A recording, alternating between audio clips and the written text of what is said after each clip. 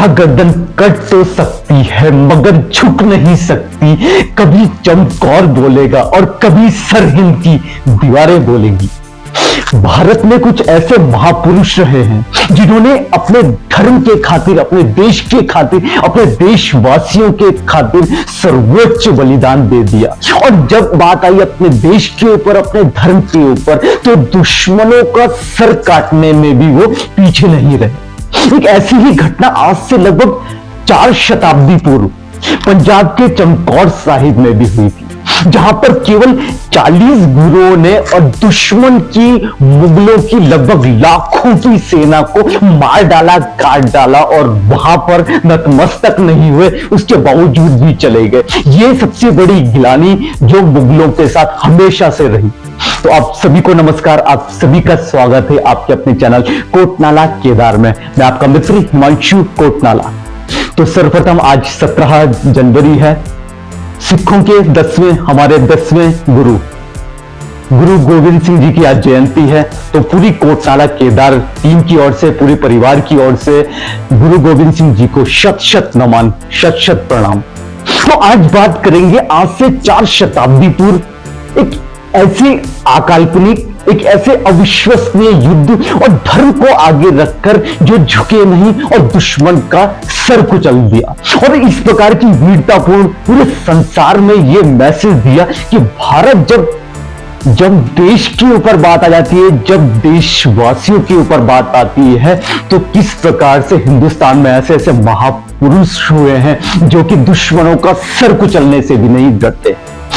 हमने ऑलरेडी पहले ही हमने गुरु गोविंद सिंह जी के ऊपर पूरी बायोग्राफी बनाई हुई है, लेकिन आज हम केवल युद्ध की बात करेंगे जो चमकौर साहिब में हुआ था। दरअसल इसकी शुरुआत होती है मई सन 1704 से। मुगल सेना को आदेश मिला कि पंजाब के आनंदपुर किले में, आनंदपुर जिले में आप युद्ध कीजिए।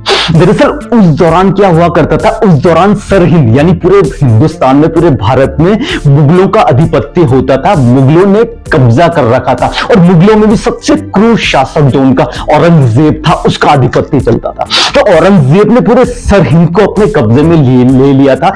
कुछ जगह ही थी जहां पर उसे विरोधों का सामना करना पड़ रहा था, लेकिन उसके लिए सबसे बड़ी जो समस्या थी वो थी गुरु गोविंद सिंह जी। वो ये चाहता था और वो हमेशा यही सोचता था कि किसी प्रकार भी मैं गुरु गोविंद सिंह जी को हरा दूं और उनको अपने चरणों में गिरा दूं। उसके लिए उसने सब कुछ कर लिया। पूरे सरहिंद को कब्जा करने के बाद भी उसने अपनी पूरी आर्मी लगा दी, पूरी सेना लगा दी, पूरे पैसे लगा दिए, पूरे जनरल और उनके सेनापतियों को वहां भेजा कि चाहे किसी भी स्थिति में, चाहे जिंदा चाहे मुर्दा, गुरु गोविंद सिंह जी को के शरीर को यहां पर लेके आओ। तो वो हमेशा यही सोचता था। अब मुगल जो सेना थी उन्होंने एक रणनीति बनाई। उन्होंने ये रणनीति बनाई कि आनंदपुर, जो वहां पर युद्ध चल रहा था आनंदपुर जिले में, वहां पर उन्होंने पूरी घेराबंदी कर दी, जिसके कारण जो बाहर से राशन पानी की समस्या हो अंदर गुरुदेव जी को, और वहां पर वो कमजोर हो जाए। लेकिन गुरुदेव वीरता में तो निपुण थे, लेकिन वो बुद्धिमत्ता में भी बहुत आगे थे। गुरुदेव जी समझ गए और गुरुदेव जी ने वैसे निर्णय लिया कि अब हम आगे की ओर चलेंगे। जैसे उन्होंने निर्णय लिया तो इसकी भनक मुगलों को भी लग गई, उनके सैनिकों को भी लग गई कि गुरुदेव अपने सदस्यों को लेकर, अपनी सेनाओं को लेकर आगे के लिए प्रस्थान कर चुके हैं। वो भी उनके पीछे पीछे लग गए। वहां पर उस दौरान जैसे ही थोड़ा आगे तरफ बढ़े तो वहां पर एक सरसा नदी थी। सरसा नदी में, क्योंकि उस समय बरसातों का मौसम चल रहा था, सरसा नदी में बाढ़ आई हुई थी। वहां वो बिल्कुल विकराल रूप में थी।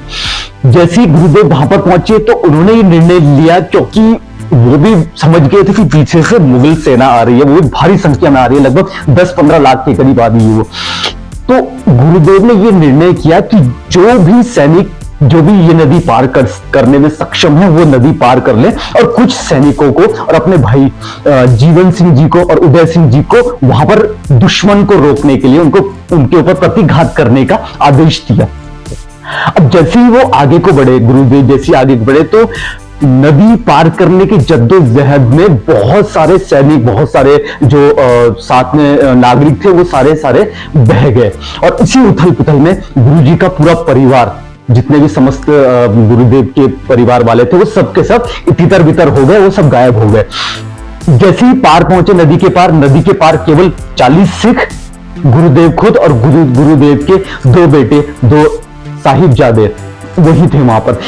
और इधर नदी के इस तरफ उदय सिंह जी ने और जीवन सिंह जी ने पूरे दुश्मनों पर कहर बनकर, मौत बनकर वहां मंडरा रहे थे। वो अपने वीर गति प्राप्त होने से पहले उन्होंने लगभग सैकड़ों दुश्मन को, सैकड़ों मुगलों को मार डाला, काट डाला। तो इस प्रकार गुरुदेव अपने 2 साहिबजादे अजीत सिंह और जुझार सिंह और साथ में 40 सिखों के साथ पहुंचे एक स्थान पर चमकौर में। जब चमकौर पहुंचे तो चमकौर के वासियों ने गर्मजोशी के साथ गुरुदेव जी का स्वागत किया, उनका अभिनंदन किया और उनसे आशीर्वाद लिया। उनके शिष्यों में से ही एक शिष्य बुद्धि नंद, उनकी काफी सारी हवेलियां हुआ करती थी, मैंशन हुआ करते थे। तो उन्होंने अनुरोध किया गुरुदेव जी से कि आप कुछ पल तक, कुछ समय तक आप यहीं व्यतीत कीजिए। तो गुरुदेव जी ने भी यही चीज सही सोची कि अभी कुछ समय तक मुझे रुक जाना चाहिए, आगे ना बढ़ के। तो वहीं उसी समय कच्ची गढ़ी हवेली पर उनका गुरुदेव जी को रुकने का पूरा इंतजाम कर दिया गया। अब बात आती है 22 दिसंबर की। पीछे से मुगल सेना आ रही थी, उनके वजीर खान जो सेनापति थे, साथ साथ में उनके जनरल थे, सबके साथ आ रही थी और यहां पर थे 40 सिख गुरुदेव जी के साथ। अब आमना सामना होता है दोनों सेनाओं का। अच्छा, परिस्थिति हम लोग सोचते हैं कि आप खुद ही सोचिए, आप जिस भी स्थान पर है, हम किसी स्थान पर है, किसी मैदान पे, वहां पर हम 40 लोग हैं, 40 सदस्य हैं, 40 व्यक्ति। हमें मारने के लिए 10 लाख से ऊपर सेना आ रही है, जिनपे अस्त्र शस्त्र से निपुण है। लेकिन साथ में 10 लाख ही की बात नहीं है, क्योंकि उस समय तो पूरा सरहिंद कब्जे में था औरंगजेब के। तो वहां से भी अगर कहीं जाते तो वहां भी तो उन्होंने ही कब्जा किया हुआ था ना। तो इस प्रकार 10 लाख से ऊपर की सेना, वो भी पूरे अपने गोला बारूद के साथ। और लेकिन साथ साथ में वजीर खान जो सबसे क्रूर सेनापति था, उसको आदेश था चाहे जिंदा चाहे मुर्दा आप गुरुदेव को लेके आएंगे। तो सोचिए उनके हिसाब से क्या थी। यहां देखिए पूरी स्थिति विपरीत थी। केवल 40 गुरुजी ने अपना पूरा परिवार को खो दिया। केवल 2 साहिबजादे के अलावा अपने भाइयों को वहां पर वीरगति को प्राप्त होते हुए देखा। पूरा परिवार अस्त व्यस्त हो गया, सैनिक नहीं रहे और वीरगति को कुछ प्राप्त हो गए। उसके बाद ऐसे क्षण में और सामने 10 लाख की सेना, और वो सेना केवल एक चीज कह रही है कि हम आपको मारेंगे नहीं, केवल आप हमारा धर्म अपना लीजिए, आप हमारे जो शासक थे उनके सामने नतमस्तक हो जाए।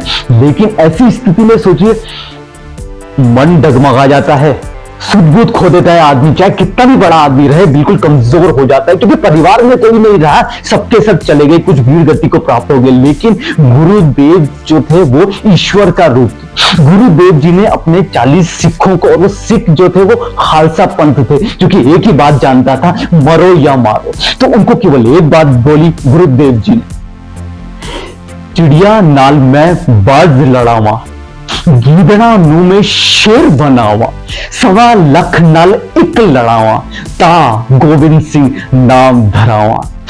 तो वर्ष का सबसे छोटा और ठंडा दिन था और हल्का बहुत ऊपर आसमान में बादल थे, लेकिन बारिश के रूप पर मौत बनकर बरसे मुगलों के ऊपर 40 सिख खालसा पंथ। अब ये रणनीति बनाई गुरु गोविंद सिंह जी ने। उन्होंने 5-5 करके इस प्रकार के ग्रुप, इस प्रकार के जत्थे भेजे वहां पर। तो केवल 5, देखिए खालसा पंथ की यही विशेषता थी, क्योंकि मरने से नहीं डरते थे। तो 5-5 का ग्रुप, 5-5 का जत्था जाता पूरी मुगल सेना पर, उनको काल बन जाता। कम से कम 5 वीरगति को प्राप्त होते होते वो कम से कम सैकड़ों मुगलों को मार देते। तो इस प्रकार से ये रणनीति बनाई गुरुदेव जी ने। जब कुछ शहीद हो गए तो उसके बाद काफी जो गुरुओं ने था, उन्होंने गुरुदेव जी से कहा कि आप अपने साहिबजादों को लेकर आप चले जाएं और हम यहाँ पर इन्हें रोकते हैं। लेकिन गुरुदेव ने एक ही बात की कि ये 2 नहीं, आप सबके सब मेरे परिवार का हिस्सा हैं, अगर आप नहीं तो मैं भी नहीं। तो उसके बाद इस प्रकार से रणनीति बनाई।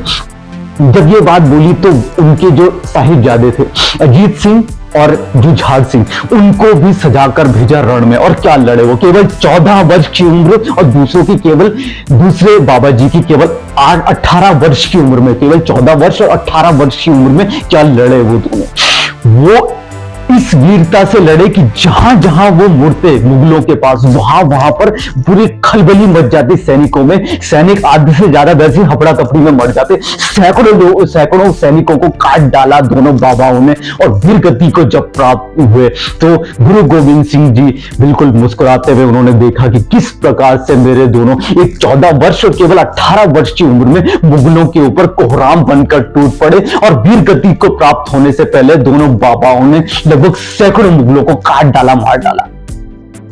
बाद में उनकी वीरता के बाद गुरुदेव गुरु गोविंद सिंह जी ने शुक्राने की अदा किया और ईश्वर से यही प्रार्थना किया कि तेरा तुझको अर्पण, तेरा तुझको सौंपता हूं, क्या लगे मेरा। तो दोपहर का समय हो चुका था और दोनों बाबाओं ने, दोनों साहिबजादों ने जिस प्रकार की खलबली, जिस प्रकार का कोहराम मचा रखा था, मुगल सेना बिल्कुल मानसिक तौर पर पूरी नष्ट हो चुकी थी। लेकिन उसके बाद गुरु जी ने सोचा कि अब समय आ गया है, मुझे रणभूमि में जाना पड़ेगा, मेरा समय आ गया है कि मैं अब रणभूमि में जाऊं। दोनों साहिबजादे, दोनों बाबाओं ने जिस प्रकार से मानसिक क्षति पहुंचा रखी थी सेना में, असली क्षति तब पहुंची जब मुगल सेनापति वजीर खान का जनरल नाहर खान, उसको मार डाला गुरु गोविंद सिंह जी ने। जैसे ही उन्होंने उस जनरल को मार डाला तो तब खलबली और ज्यादा बढ़ गई, सबके सब तितर बितर हो गए मुगल सेना। लेकिन अब हुआ क्या कि जितने भी सिख थे वहां पर बचे हुए, तो उन्होंने यह निर्णय लिया कि गुरुदेव गुरु गोविंद सिंह जी को यहां से चले जाना चाहिए, क्योंकि अभी इस पूरे प्रांत को आपकी जरूरत है। लेकिन गुरुदेव जी ने बोला नहीं, मैं नहीं जाऊंगा। लेकिन बाद में फिर पंच प्यारों के आदेश में गुरुदेव जी को आगे के लिए प्रस्थान करना पड़ा अपने कुछ सदस्यों को लेकर। लेकिन जाने से पहले जब जा रहे थे तो गुरुदेव जी ने कहा मैं ऐसे नहीं जाऊंगा, चोरी छुपे नहीं गए। थोड़ी रात्रि का समय हो रखा था और मुगल सेना को पूरा चैलेंज दिया। मुगल सेना को यह कह के गए कि पीरे हिंद जा रहा है, यदि किसी की हिम्मत है तो रोक लो। जैसे ये स्वर मुगलों के बारे में मुगलों को पता चला तो मुगल सैनिक लालची तो थे, तो वो उन्हें लालच के तौर पर मारने के लिए जैसे गए तो अफरा तफरी में सैकड़ों मुगल सैनिक मारे गए और जो बचे उनको गुरुजी ने मार डाला। तो इस प्रकार से गुरुजी अपने साथियों के साथ आगे बढ़ गए। मुगल सेना उनको नहीं रोक पाई। जब अगला दिन हुआ तो तब उस अगले दिन में देखा मुगल सैनिकों ने कि किस प्रकार से लाखों अनगिनत मुगल सैनिक पूरे धराशायी तरीके से पड़े हैं और केवल कुछ सिख ही थे, कुछ गुरुओं ने ही अपना बलिदान दिया है। लेकिन उसके बाद वो पूरे टूट गए, उन्होंने आगे पीछा नहीं किया गुरुजी का। और ये गिलानी हमेशा औरंगजेब के साथ रही कि गुरुदेव गुरु गोविंद सिंह जी को मैं नहीं पकड़ पाया और मैं नहीं नतमस्तक हो पाया। बाद में औरंगजेब की मृत्यु के बाद गुरुदेव जी ने काफी सारी पुस्तकें भी लिखी, लेकिन उसमें यह था कि औरंगजेब हरा नहीं पाया और गुरुदेव जी को कभी पकड़ नहीं पाया। और इतनी विशाल सेना खर्च कर दी, इतनी विशाल सेना वहां पर लगा दी, पूरे अस्त्र शस्त्रों से लैस था। लेकिन बोलते ना, हिम्मत तो हिम्मत होती है, लेकिन ये हिम्मत नहीं थी, ये तो बस ऊपर वाला और आशीर्वाद था, गुरु जी का आशीर्वाद। तो इसी प्रकार से हम हमेशा याद करेंगे और गुरुजी को हमारी संपूर्ण परिवार की ओर से आपको आज गुरुदेव जी की जयंती पर गुरु गोविंद सिंह जी को शत शत नमन, शत शत प्रणाम।